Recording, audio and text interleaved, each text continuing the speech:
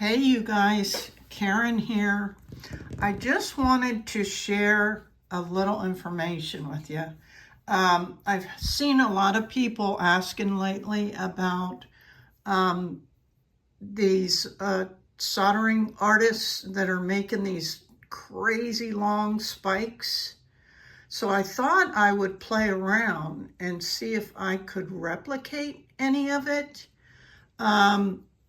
I will say I got some older pieces that I took out of circulation to play with that were already had, a little bit of solder on them. You can always re-solder pieces.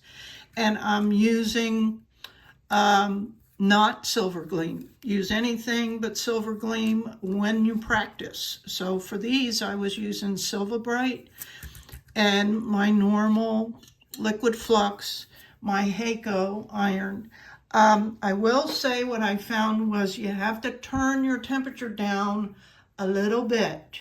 That will depend on your iron, but for mine, I was working at about, I guess that's about 320 or so, but experiment with that a little bit. And it's possible, but now I went back on Instagram is where a lot of these artists are showing their work. Crazy, interesting stuff.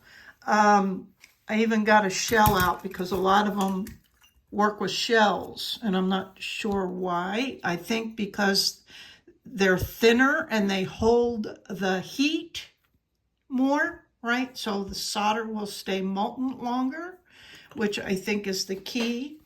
Also, but yeah, I'm not going to demonstrate it on here because I don't know that I could effectively show, but I will describe what I did.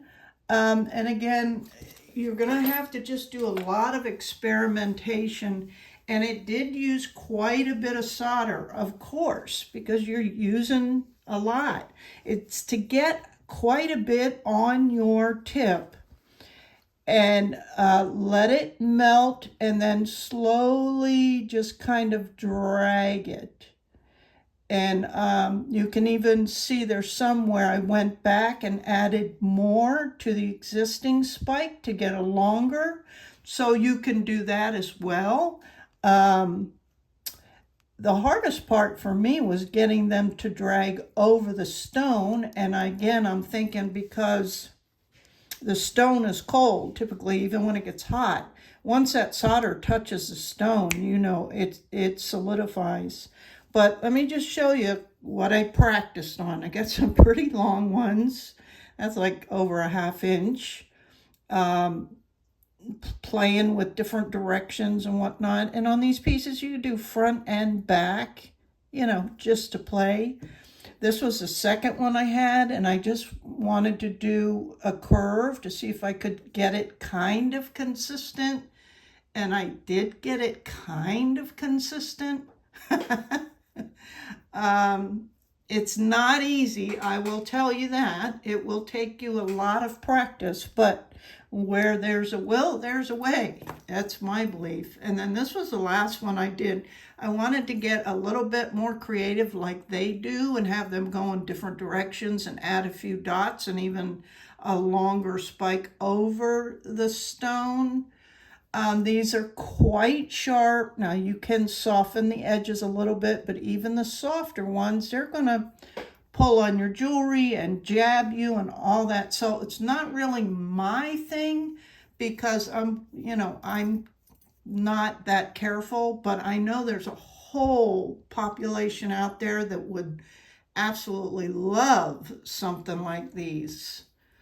So I may even put a couple of these out in one of the shops and see. But I'm going to keep practicing a little bit here and there. It is time consuming, like I say. And you use a lot of solder. And you'll turn your iron down a little bit. Now the one gal on Instagram, you should go check her out and follow her. It's called Solder bottom slash, like an underline slash, alchemy. And she doesn't say where she is, but I think she's in the US somewhere. She doesn't specifically say, but if you read her bio, very interesting. She's been, I guess, at this since 2019 maybe, and kind of accidentally discovered the spike, and met with chemists and all kinds of stuff. She says that she has her own solder content, like she went and met with people. So I don't know if that's part of her success in getting such crazy stuff. I believe she may even have come up with her own flux. So go check her out. For you guys that have, really been looking into this stuff, do your research on some of these artists. A lot of them probably won't reply to you, but if you dig around, you might be able to find more information than you think. And look in the comments too, because even though they might not have answered you, they might answer other people. And see if any of them will reach out to you. But it's just going to take you lots of practice to get it, but it's absolutely doable.